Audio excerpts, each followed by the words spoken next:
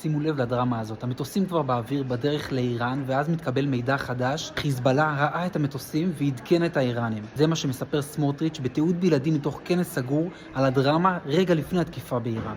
אנחנו ב-11 הקבינט מאשר את זה פורמלית, אנחנו יורדים לזבור, לא משנה איפה שמנהלים שם את האירוע. המטוסים באוויר, ב-2 זה צריך להתחיל.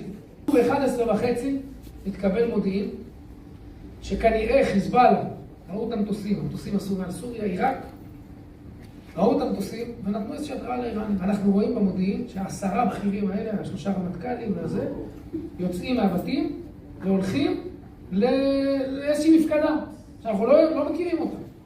עכשיו תקשיבו טוב, זה דחה את האירוע בשעה, טילים פגעו ב3 ולא ב2, אבל כשהמטוסים באוויר, היכולת תבינו מה זה לסגור מודיעין ואש.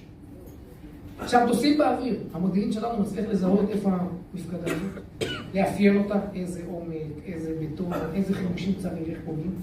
משנים את התוכנית תקיפה, כשהמטוסים באוויר, כל מטוס קבל מטרות אחרות, אבל זה סוגים אחרים של חימושים, כמו שאמרתי, מרחקים, עוצמות, עומקים, הגודל של הרשע, כן, של הראש קרב.